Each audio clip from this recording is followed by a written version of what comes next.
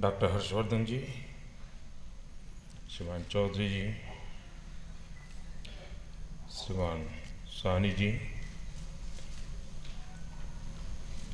और सभी सौत क्षेत्र के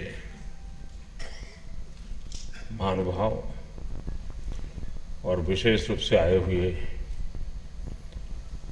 मेरे युवा साथी, सभी विद्यार्थी मित्रों, let me begin by congratulating the Indian Space Research Organization for successfully undertaking one of its most challenging satellite launches. As many as 8 satellites have been launched in 2 different orbits in a single PSLV flight. I am privileged to inaugurate CSIR's Platinum Jubilee function on the occasion of its 75th Foundation Day. Also, as a President of the Council, let me take this opportunity to welcome you all for the year-long celebrations of CSIR Platinum Jubilee. I especially welcome the 150 science students from Kendriya Vidyalayas who are present here today, as well as the students and research scholars at IITs and IISERs who are watching this event live. It is a matter of pride for every Indian that CSIR is celebrating 75th year of committed contribution to the development of modern India. This has been a journey dedicated to the nation, starting with the indelible ink, which is the hallmark of our democratic fabric. CSIR had left an indelible mark on every sphere of life.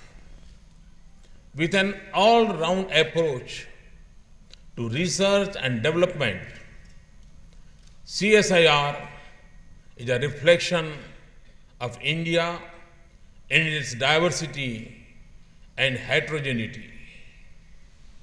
From agriculture to aerospace, biosensors to biopharmaceuticals, chemicals to climate change, drug development to deep sea explorations, from earth science to energy, food to fragrance, glass to genomics, housing to healthcare, instrumentation to informatics, leather to light combat aircraft, microbies to mining to materials, optics to optical fibers, pigments to power electronics, roads to robotics, sensors to solar energy, tractors to transport, UAVs to underwater vehicles, and water to weather forecasting. CSIR has registered its presence.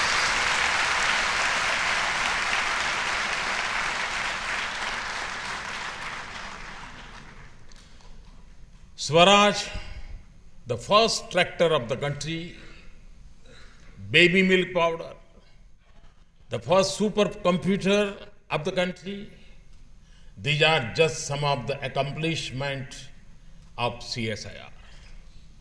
Before arriving in this hall, I saw the achievements of CSIR showcased in an exhibition.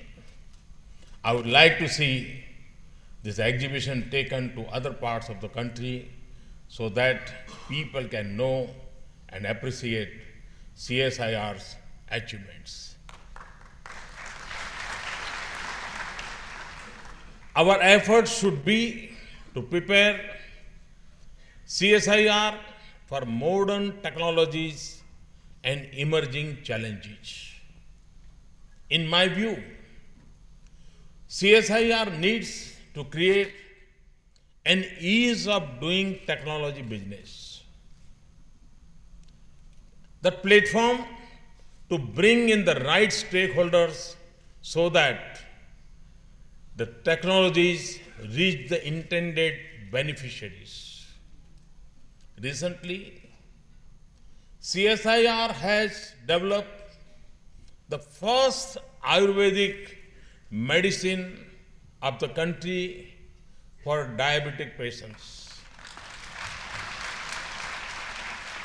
All of you are aware about the potential of this medicine. Now our goal should be to make people aware of the benefits of this medicine so that they can make best use of the same.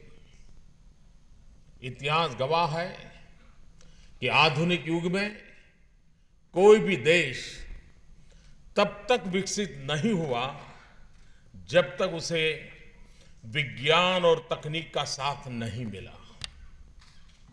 इस वक्त देश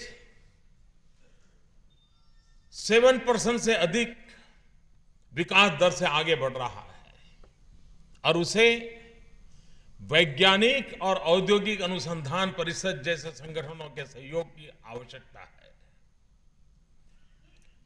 इसलिए आपकी रणनीति का ये हिस्सा होना चाहिए कि वर्तमान चुनौतियों से निपटने के साथ ही देश के भविष्य के लिए भी हम एक रोड मैप तैयार करें। जैसे सीएसआईआर ने इस साल सोलर ट्री बनाया। ये सोलर ट्री सिर्फ 4 स्क्वायर फीट की जगह घेरता है। अब आपको ये प्रयास करना चाहिए कि कैसे देश के कोने कोने में ये सोलर ट्री पहुंचे और लोगों को उसका लाभ मिले। सौर ऊर्जा, सोलर एनर्जी देश में बिजली समस्या के निपटारे के लिए बहुत अहम है। आप सभी इस क्षेत्र में क्रांति ला सकते हैं। सरकार का लक्ष्य 2022 तक देश में 100 गीगावाट सौर ऊर्जा पैदा करने का है और उस लक्ष्य प्राप्ति के लिए सरकार को आप सब वैज्ञानिकों से पूरा सहयोग चाहिए। जैसे सोलर सेल की एफिशिएंसी को कैसे कम से कम लागत में अधिक से अधिक बढ़ाया जा सकता है। कोई भी तकनीक तभी कामयाब होती है जब वो देश के सामान्य मानवी के काम आए। किसान भाइयों की आज जो आवश्यकता है, गरीब माताएं बहनें, नौजवान अपनी रोजमर्रा की जिंदगी में किस तरह की समस्याओं का सामना कर रहे हैं, कैसे आपका आविष्कार या अनुसंधान उनकी मदद कर सकता है, ये लगातार सोचना होगा और परिणाम निकालकर दिखाना होगा। वैज्ञानिक और औद्योगिक अनुसंधान परिषद के गठन का मकसद भी यही है। वैज्ञानिक अनुसंधान, ये आविष्कार एक दिन या एक साल का काम नहीं है, ये निरंतर चलने वाली प्रक्रिया है। यही सतत प्रक्रिया एक दिन गेम चेंजर के रूप में, गेम चेंजिंग टेक्नोलॉजी के रूप में जन्म लेती है। सीएसआईआर बहुत पहले से इस काम को करती रही है, लेकिन अब एक बहुत बड़ी बदलाव की मैं आवश्यकता देखता हूं। हम रिसर्च करते हैं, करते रहें, लेकिन क्या टाइम बाउंड डिलीवरी ये हमारा प्राइम एजेंडा बन सकता है क्या? मेरी आपसे बहुत सारी उम्मीदें हैं और कभी-कभी तो लगता है मेरी उम्मीदें जरा ज्यादा है, लेकिन ये इसलिए है क्योंकि आप पर भरोसा है। 75 साल के आपने जो देश को दिया है, उसके कारण मुझे लगता है शायद आप ज्यादा दे सकते हैं। और मांगने वाला भी तो उसी से मांगेगा जो दे सकता है।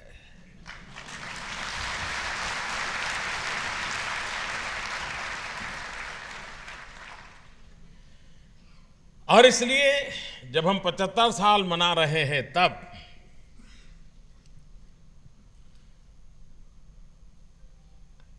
टाइम बाउंड डिलीवरी इस एक वन लाइन एजेंडा, इसको हम कैसे आगे ला सकते हैं? अनुसंधान के साथ ही हमें वैल्यू चेन को भी मजबूती के साथ लिंक करने पर भी ध्यान देना होगा। रिसर्च इंस्टीट्यूट के साथ सरकार, उद्योग जगत, गैर सरकारी संगठन, सर्विस प्रोवाइडर, उपभोक्ता, इनके तालमेल पर, क्योंकि कोऑर्डिनेटेड एफर्ट्स के बिना परिणाम नहीं मिलता है और उस पर हमें ध्यान देना पड़ेगा। कभी कभी ऐसा भी देखा गया है कि हम आविष्कार तो कर लेते हैं, लेकिन आम लोगों को उसका लाभ नहीं होता है, या तो कभी आम लोगों तक उसकी जानकारी नहीं पहुंचती, या आम आदमी की आवश्यकताओं के अनुसार उसका मॉडिफिकेशन नहीं होता है। सिद्धांत के तहत बहुत बढ़िया चीज होती है, और इसलिए जो संसाधन उपलब्ध है और जो समस्या है, उन दोनों के बीच में हम मेल बिठा करके चीजों को अगर लाएंगे, सरलीकरण करेंगे, तो मैं समझता हूं कि इसका व्याप सामान्य मानव की उपयोगिता के साथ बहुत सहज रूप से एक्सपांड हो सकता है। वैज्ञानिक अनुसंधान संस्थानों को भी स्टेक होल्डर से रिसर्च और डेवलपमेंट के स्टेज पर फीडबैक लेने के सिस्टम को भी बनाना होगा। अगर हमारा स्टेक होल्डर के साथ इंटरेक्शन नहीं है, उसकी आवश्यकताओं को हम नहीं समझते हैं, तो हो सकता है कि हमारी प्रोडक्ट कंपटीशन में बहुत बड़े बड़े अवार्ड लेकर के आ सकते हैं, इनाम लेकर के आ सकती है, बहुत बड़े बड़े मैगजीन में आर्टिकल छप सकते हैं, लेकिन भारत जैसे देश में उसकी सफलता सामान्य मानवीय की समस्याओं के समाधान में वो कैसे उपयोगी होती है, वही उसका मानदंड होता है। सीएसआई को अपनी प्रयोगशालाओं के द्वारा ऊर्जा से भरे देश के नौजवानों के लिए और ज्यादा द्वार खोलने के प्रयास करना चाहिए।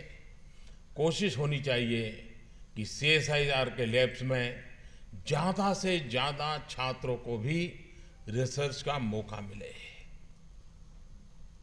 हम देखते हैं कि आजकल ये टीवी वाले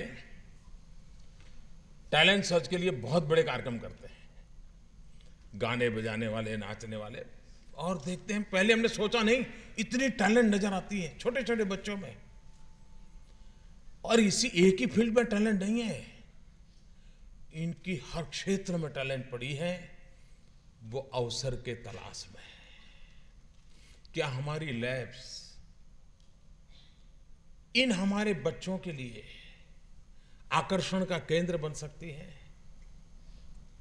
उसका मन कर जाए, चलो भाई सैटरडे संडे है, नहीं जाना है, मामा के घर नहीं जाना है, चलो आज लैब में चला जाऊं, साहब कुछ समय देंगे, कुछ बताएंगे तो करता रहूंगा।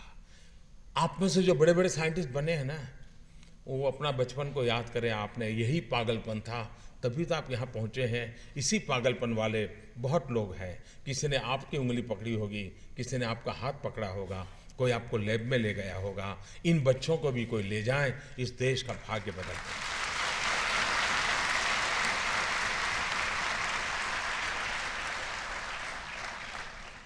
सीएसआईआर को अपने संसाधनों की मदद से देश में नए एंटरप्रेन्योर्स बनाने में भी सशक्त भूमिका निभानी होगी। हम startup India, stand up India movement चला रहे हैं। जो नौजवान कुछ करना चाहते हैं और आपने कुछ खोज करके रखा है, उस सिद्धांत से उसका परिचय करवा दिया जाए तो प्रोडक्ट का साहस वो कर सकता है।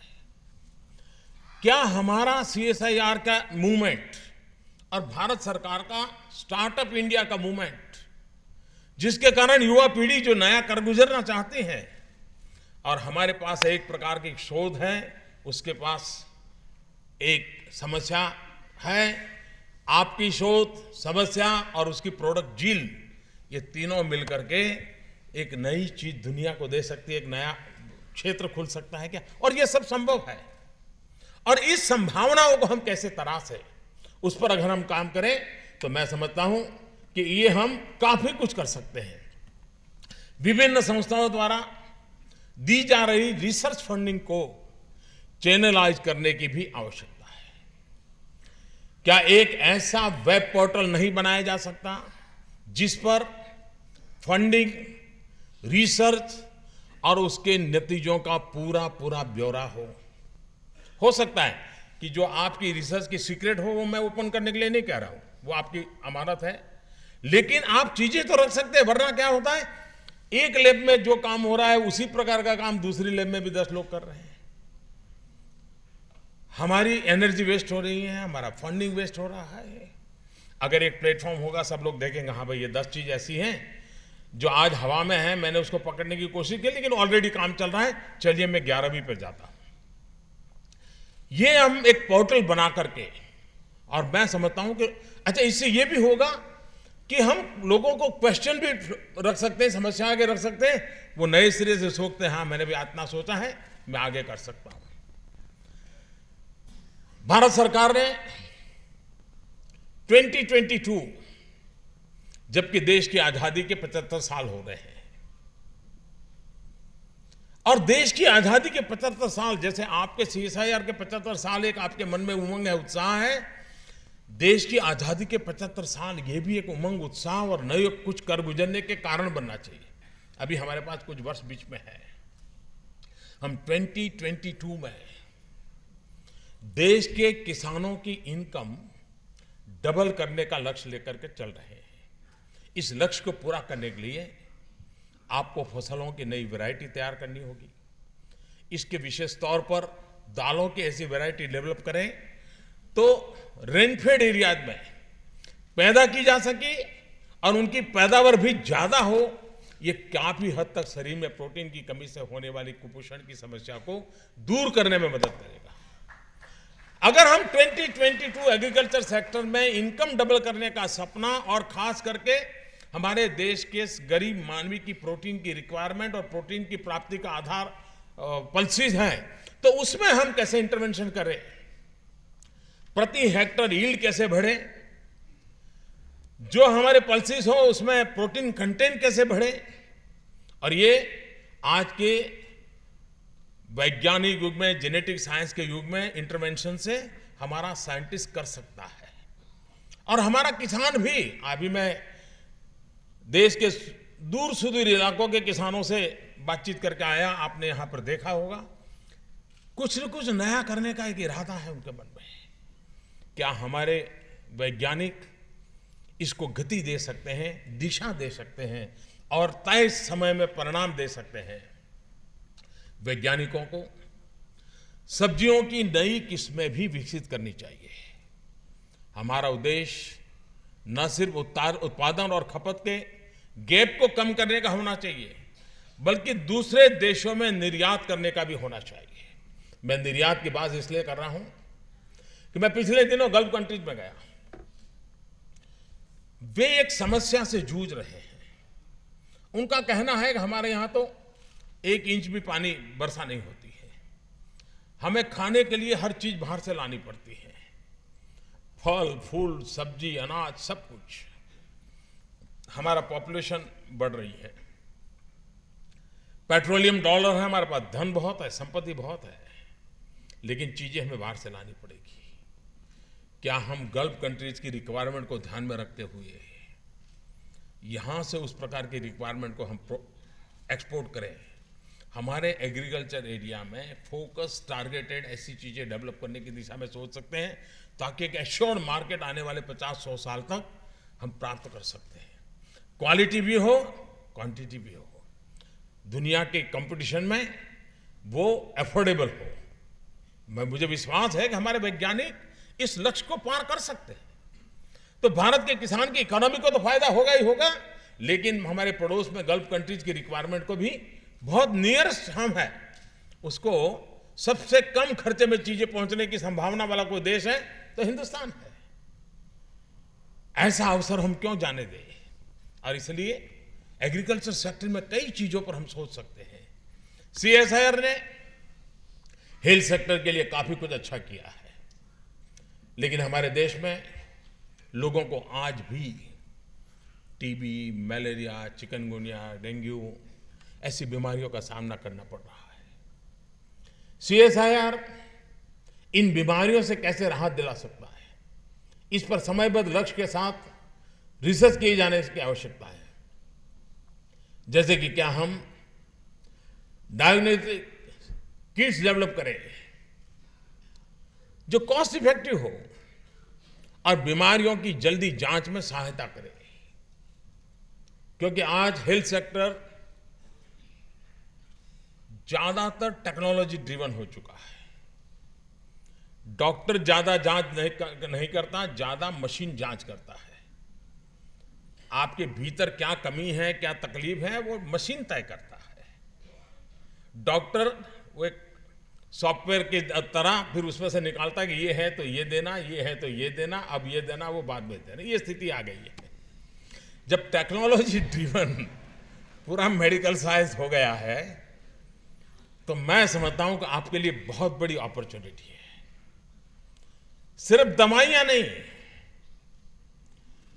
ये किट की जो मेरी कल्पना है वो हम जितनी ज्यादा पर गांव के अंदर भी एक आशा वर्कर के पास किट होगी, वो तय कर सकती हैं कि इन्हीं कठिनाइयां हैं और इसके लिए, और वो टेक्नोलॉजिकली इतना वेल कनेक्टेड हो कि हम एपिडेमिक को भी तुरंत जांच सकते हैं, संभावनाओं को तुरंत देख सकते हैं।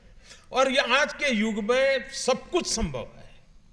मैं आशा करता हूं कि हम एक मास स्केल पर इन चीजों को एड्रेस करने की दिशा में अनुसंधान के नए क्षेत्रों की ओर जा सकते हैं क्या, और हमारे नौजवानों को हम चुनौती दें, अवसर दें, वे कुछ करके दिखाएंगे, ये मेरा विश्वास है। और हम ये भी जानते हैं गरीब को बीमारी का कारण सबसे बड़ा कोई है तो गंदगी है। अब मैं ये आपको तो नहीं कहता हूं कि आप गंदगी साफ करने जाइए, लेकिन टेक्नोलॉजी के द्वारा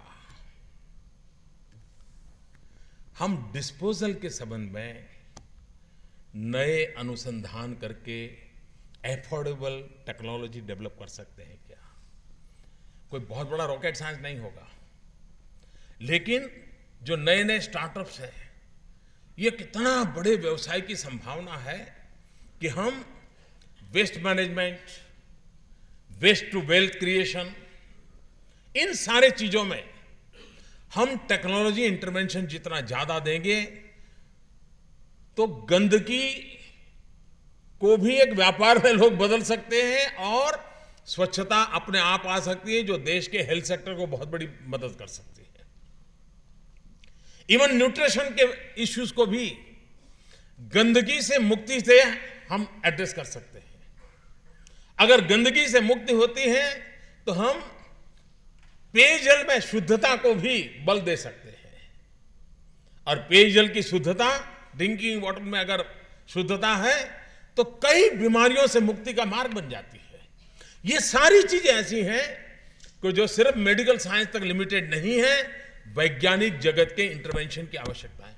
ऐसा नहीं है कि दुनिया में टेक्नोलॉजी नहीं है, भारत को एफोर्डेबल टेक्नोलॉजी के लिए आपका इंटरवेंशन चाहिए। हमारे उपलब्ध संसाधनों के आधार पर टेक्नोलॉजी डेवलप हो, यह हमारी आवश्यकता है।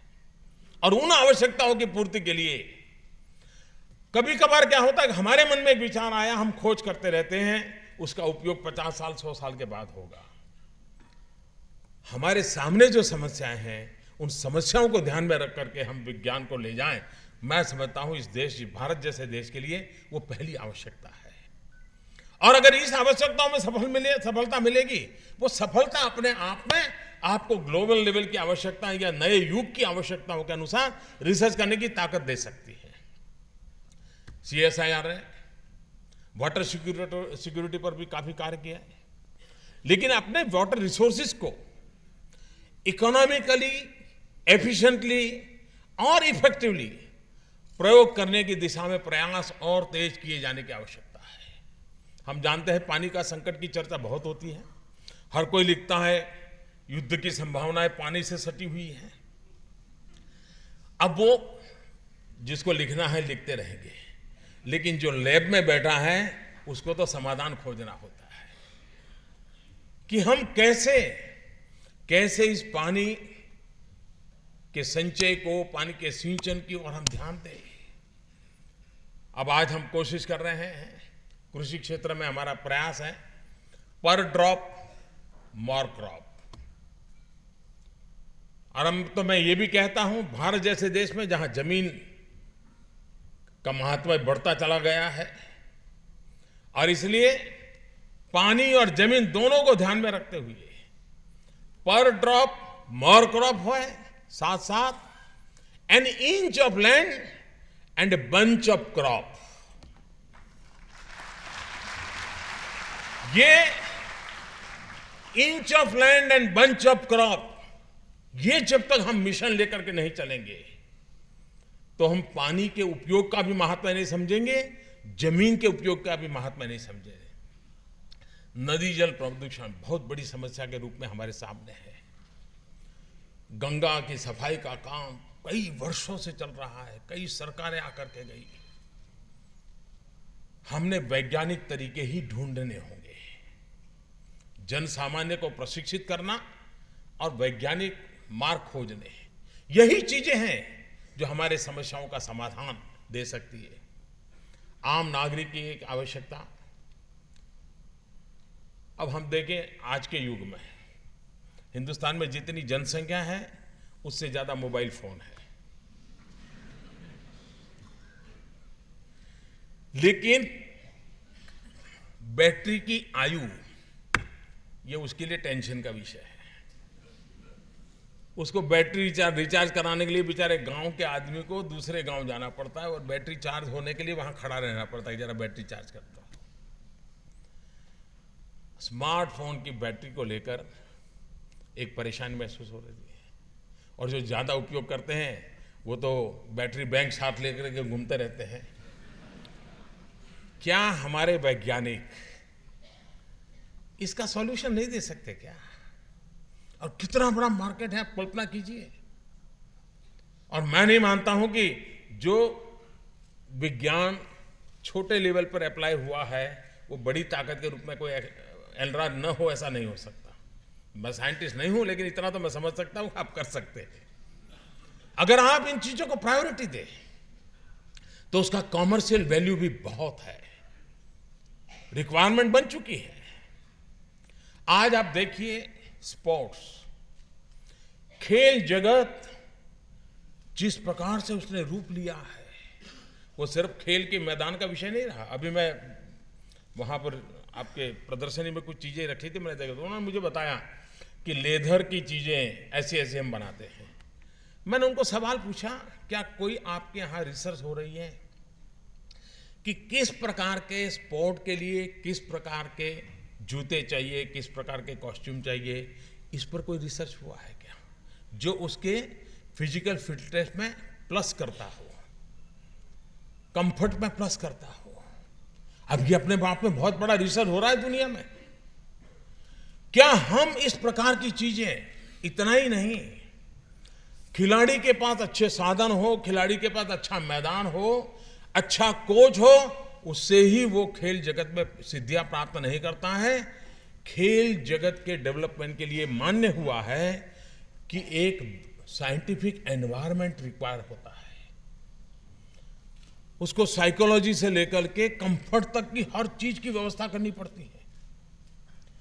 क्या भारत का वैज्ञानिक जगत, हमारे जो स्पोर्ट्स फील्ड के लोग हैं, उनके लिए उन प्रकार और एक बहुत बड़े व्यावसायिक क्षेत्र की संभावनाएं मैं देख रहा हूं स्पोर्ट्स में। हम उसके लिए कोई रिसर्च की चीजें, एक वैज्ञानिक एनवायरनमेंट क्या हो। अब स्पेस साइंस में आप देखते हैं, जितना स्पेस में जाने वाले लोगों की चिंता होती है, उतनी स्पेस के लोगों के लिए साइंटिफिक एनवायरनमेंट में उनकी ट्रेनिंग होती है, तब जाकर के उनको भेजा जाता है। स्पोर्ट्स की दुनिया भी इसी प्रकार की है। क्या हम उस एनवायरनमेंट के पैरामीटर तय कर सकते हैं, उसके लिए उस प्रकार की व्यवस्थाएं विकसित कर सकते हैं? कहने का हमारा तात्पर्य यह है कि हम विज्ञान के क्षेत्र को इतना सामान्य मानवीय से जोड़ें, क्योंकि 21वीं सदी एक टेक्नोलॉजी ड्रिवन सदी है। अगर पूरी शताब्दी टेक्नोलॉजी ड्रिवन होगी तो हम इस प्रकार के नए अनुसंधान को 21वीं सदी की आवश्यकता और भारत जैसे देश की आवश्यकता के साथ जोड़ सकते हैं क्या? हमारी पारंपरिक समझ और ज्ञान को अगर हम मॉडर्न सिस्टम में जोड़ सके तो भी कई समस्याओं का हल निकल सकता है। योग हो, आयुर्वेद हो, आज पूरी दुनिया में उसकी चर्चा है, लेकिन उसका वैज्ञानिक रूप नहीं पहुंच पा रहा है। क्या हम उस दिशा में काम कर सकते हैं? और आज इस अवसर पर वैज्ञानिकों को नेशनल अवार्ड देकर भी सम्मानित किया जा रहा है। जिन वैज्ञानिकों को ये सम्मान प्राप्त हो रहा है, उनको मैं बहुत बहुत बधाई देता हूं। जिन्हें 2012-15 का शांति स्वरूप भटनागर पुरस्कार है, 2012-14 का CSIR diamond jubilee technology award है, ग्रामीण विकास में साइंस एंड टेक्नोलॉजी इनोवेशंस के लिए CSI का अवार्ड है, 2016 का CSIR टेक्नोलॉजी अवार्ड है, 2016 का GN रामचंद्रन गोल्ड मेडल है, 2016 का CSIR यंग साइंटिस्ट अवार्ड दिया जा रहा है।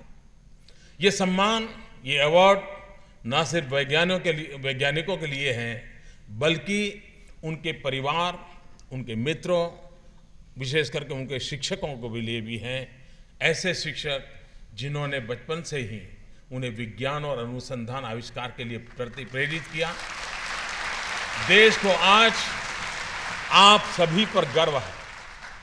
मुझे उम्मीद है इस सफर पर आप एक नए उमंग और हौसले के साथ और मजबूती के साथ आगे बढ़ेंगे। ये अवार्ड आपके अलावा दूसरों को भी देश के विकास के लिए आवश्यक नए अनुसंधान, नए आविष्कार की प्रेरणा देगा। स्कूल, कॉलेज और यूनिवर्सिटियों में पढ़ने वाले नौजवान आज आपको रोल मॉडल की तरह देखते हैं। इस अवसर पर मैं आप सभी से अपेक्षा करता हूं कि आप नौजवान पीढ़ी का मार्गदर्शन करने की अपनी जिम्मेदारी भी बखूबी निभाएं। CSIR से जुड़े देश के प्रतिष्ठित संस्थानों में काम कर रहे वैज्ञानिकों को स्कूल, कॉलेज में पढ़ने वाले छात्रों के साथ अपना संपर्क बढ़ाना चाहिए। क्या यह संभव है कि महीने में कम से कम एक बार हर वैज्ञानिक कोई न कोई कॉलेज या यूनिवर्सिटी में लेक्चर देने के लिए जाए, उनसे विचार विमर्श करें, नई पीढ़ी से चर्चा करें? क्या संभव है कि आज जिन जिन महानुभावों को अवार्ड मिला है, वो एक या स्कूल या कॉलेज को मेंटर के रूप में एडॉप्ट करें? अगर वो एक स्कूल या कॉलेज में सिर्फ 5 छात्रों को भी मेंटर के लिए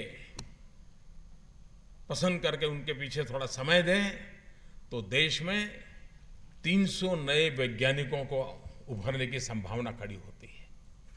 तो जिस प्रकार से देश को आप एक नया आविष्कार भेंट करें और पीढ़ियों का भला कर सकते हैं, वैसे अगर आप देश को 1 या 2 साइंटिस्ट भी भेंट करें तो शायद सदियों का बड़ा काम करके जाएंगे। मैं फिर एक बार आप सबको बहुत बहुत शुभकामनाएं देता हूं। 75 की इस महत्वपूर्ण घटना आने वाले 2022 के लिए आप भी तय कीजिए। 2022 जब देश की आजादी के 75 साल होंगे, हम देश के लिए वैज्ञानिक दृष्टि से ये चीजें देके रहेंगे, समय सीमा में देके रहेंगे, देश की आवश्यकताओं की पूर्ति करेंगे। इसी एक संकल्प के साथ हम इस 75 वर्ष की यात्रा और आने वाले 25 साल के सपनों को लेकर के आगे बढ़े, इसी एक अपेक्षा के साथ आप सबको मेरी बहुत बहुत शुभकामनाएं। धन्यवाद।